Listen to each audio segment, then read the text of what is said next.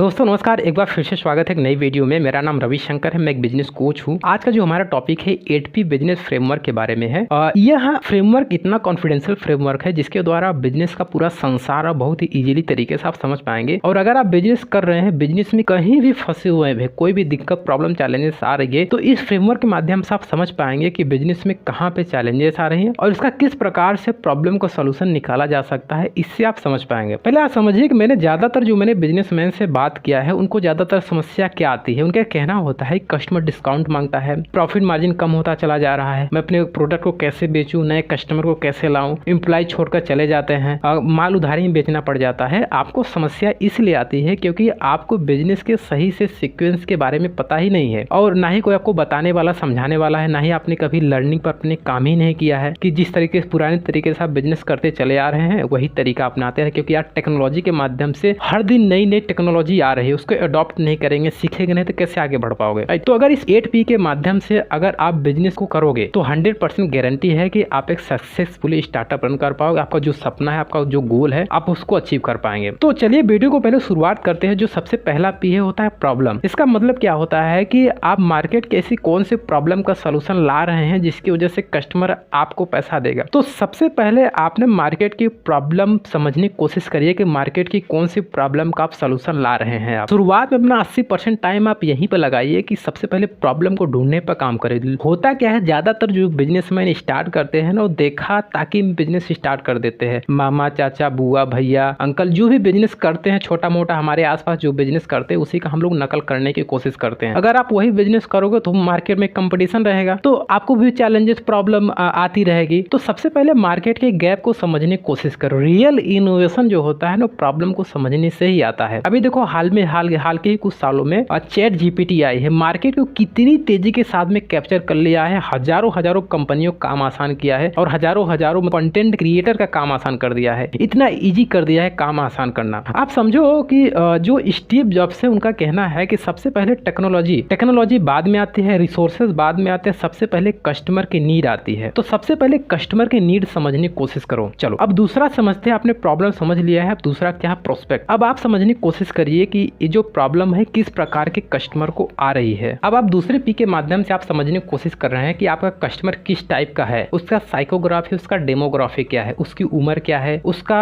Qualification क्या है, कितना पढ़ा लिखा है या अनपढ़ है, इनकम ब्रैकेट क्या है, लोकेशन क्या है, इंटरेस्ट एरिया क्या है, जेंडर क्या है, स्त्री है या पुरुष है, उस माइंडसेट क्या है, वो किस तरह का काम करता है। तो इसकी वजह से आप थोड़ा सा अपने कस्टमर के बारे में समझ पाओगे कि आपका कस्टमर किस टाइप का है। क्योंकि भारत देश में 140 करोड़ लोग हैं, तो आप 140 करोड़ आपके कस्टमर नहीं हो गए, एक लिमिटेड कस्टमर ही हो गए आपके लिए। तो प्रोस्पेक्ट के माध्यम से आप एक्चुअल अपने कस्टमर के बारे में पहचान पाओगे कि आपका कस्टमर किस टाइप का है। अब दूसरे P के साथ जो तीसरा P होता है पीपल होता है। अब आपने प्रॉब्लम समझ लिया है, आपने कस्टमर को भी पहचान लिया है। अब इस प्रॉब्लम को सॉल्व करने के लिए किस प्रकार की मेन पावर की जरूरत आपको पड़ेगी, उनको कैसे हायर करोगे, उनको कैसे रिटेन कैसे करेंगे, आप उनको कैसे इंगेज कैसे करेंगे, उनका KPI कैसे बनाएंगे, उनका स्किल विल पोटेंशियल को आप कैसे पहचानेंगे। तो आप हर प्रकार के एम्प्लॉय को तो हायर नहीं करोगे ना, आप एक स्पेसिफिक रोल के लिए आप एम्प्लॉय को हायर कर रहे हैं। तो आपको ध्यान देना है कि आपको पहले सही एम्प्लॉय को हायर करना है। अब इसी के साथ जो चौथा P होता है प्रोडक्ट होता है। आपने अब एम्प्लॉय को भी हायर कर लिया है, अब आप एम्प्लॉय के साथ में मिलकर के आप प्रोडक्ट बनाएंगे। अब आप प्रोडक्ट ऐसा बना रहे हो कि जिसमें क्वालिटी हो और जो लंबे समय तक ये प्रोडक्ट चल पाए। अब अपने टीम के साथ में मिलकर आप अब ये प्लानिंग करिए कि आप इसमें टेक्नोलॉजी कैसे इंप्लीमेंट करोगे, इस प्रोडक्ट में आप चैटबॉट कैसे लगाओगे, आप मोबाइल ऐप कैसे बिल्ड करोगे, प्लेटफॉर्म कैसे बिल्ड करेंगे, इस प्रोडक्ट के माध्यम से पैसिव इनकम कैसे आप बिल्ड करेंगे, प्रोडक्ट की कॉस्टिंग को कैसे आप कम करेंगे। तो आप यहाँ से प्रोडक्ट के बारे में आप समझने की कोशिश कर रहे हैं और छोटा सा आप MVP लॉन्च करते हैं जिसे बोलते हैं MVP, minimum viable product. Market में समझने की कोशिश कर रहे हैं कि इस प्रोडक्ट की मार्केट में डिमांड है भी या नहीं है, या फिर इस प्रोडक्ट के बारे में मार्केट से क्या फीडबैक आ रहा है, प्रोडक्ट चलेगा या नहीं चलेगा, या प्रोडक्ट में कुछ चेंज करने की जरूरत है। आपको ओवरऑल प्रोडक्ट के बारे में पता चल जाएगा। अब इसी के साथ जो पांचवा P होता है प्राइसिंग एंड पोजीशनिंग। अब आपने प्रोडक्ट बना लिया है, अब आपको मार्केटिंग करनी है और आपको प्रोडक्ट को कैसे बेचना कैसे है, अब उसका प्लानिंग बनाओगे। आप मार्केटिंग कैंपेन आप क्रिएट करेंगे, आप यहाँ पर कॉल टू एक्शन कैसे दोगे, आप रेवेन्यू स्ट्रेटेजी कैसे बनाएंगे, अप स्केल क्रॉस स्केल कैसे करेंगे, क्रॉस प्रमोशन आप कैसे करोगे, उसकी आप प्लानिंग यहाँ पर बनाएंगे। ब्रांड प्रॉमिस आप क्या करने वाले हो, हुक जिंगल आपका क्या होने वाला है। आपको छठवें P तक तब तक नहीं जाना है जब तक आपका पांचवा P कुछ सही नहीं होता, क्योंकि जो छठवां P होता है प्रोसेस एंड परफॉर्मेंस। मतलब आपने बिजनेस को आप खड़ा कर लिया है, अब आपको बिजनेस को बड़ा करने की बारी आ चुकी है। सबसे पहले आपको करना है बिजनेस को बड़ा कैसे करना है, पूरी तरह से उसको मजबूत करके आपको बिजनेस को बड़ा करने की जरूरत है। तो चलो आप समझते हैं पहले कि जो छठवां पी होता है प्रोसेस ऑफ परफॉर्मेंस, यहाँ पे क्या होता है। अब आप यहाँ पे स्केल करने की बारी आ चुकी है आपकी, राइट। अब आपको यहाँ पे ये ध्यान देने की जरूरत है अपनी प्रोडक्टिविटी को कैसे बढ़ाना है। आप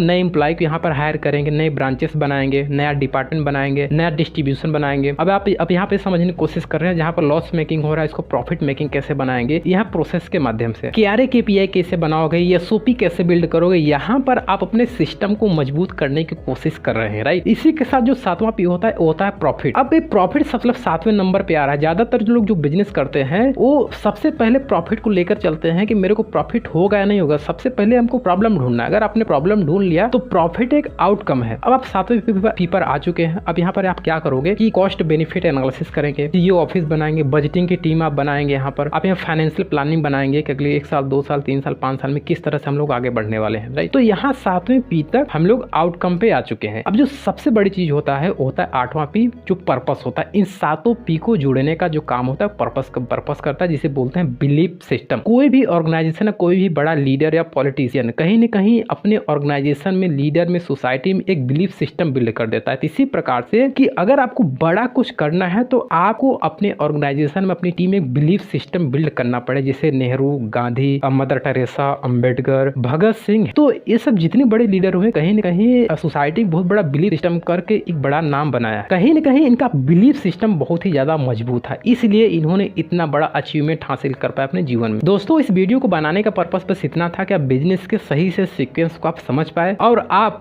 कहाँ पे गलती कर रहे हो उसको ढूंढो, उसको ढूंढ करके सही करने की कोशिश करिए। तो अभी तक के लिए इस वीडियो में इतना ही। हमारे साथ जुड़े रहने के लिए, इस वीडियो को पूरा देखने के लिए और चैनल को लाइक और सब्सक्राइब करने के लिए आप सभी का बहुत बहुत धन्यवाद। Thank you so much.